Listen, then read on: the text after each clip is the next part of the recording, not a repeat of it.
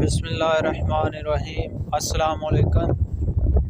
ایک نوجوان جب ایک اسپتال میں اپنے دوست کی تیمارداری کے لیے گیا تو اس اسپتال میں لمبے عرصے سے چلنے پھرنے سے معذور صرف سر کو ہلا سکنے کی قوت رکھنے والے مفلوج اپنے محلے کے اس بزرگ کے بستر پر بھی گیا تاکہ اس کی تیمارداری کر سکے۔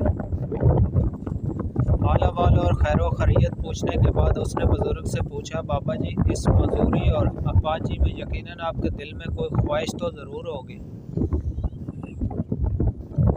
نوجوان کا خیال تھا کہ بابا کہے گا کہ بیٹا، میری خواہش ہے میں تندرست ہو جاؤں، چلوں پھروں، بھاگوں دوڑوں اور دنیا دیکھوں۔ مگر بزرگ نے کہا، بیٹے، میری عمر 50 سال سے تجاوز کر گئی ہے، میرے 5 بچے ہیں، میں 7 سال سے اس چارپائی کا ہوا پڑا ہوں، مجھے نہ ہی چلنے پھرنے کی خواہش ہے اور نہ ہی اپنے بچوں سے ملنے کی کوئی حسرت، اور نہ ہی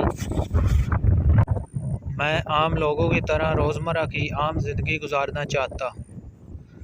نوجوان نے حیرت سے بزرگ کی طرف دیکھا اور پوچھا، تو پھر آپ کیا چاہتے ہیں؟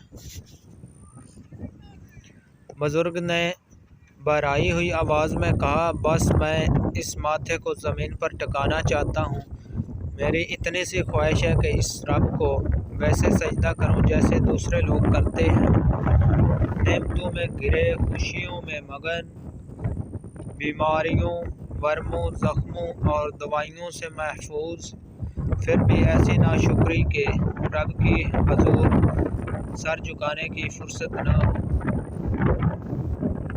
ہم اتنا ظالم تو نہیں بنے۔ اللہ پاک ہماری کوتاہیوں کو معاف فرما دے اور نیکی کی توفیق اور سیدھے راستے پر چلنے کی ہدایت دے، آمین۔ چینل کو سبسکرائب کریں، ویڈیو کو لائک کریں، شیئر کریں، شکریہ۔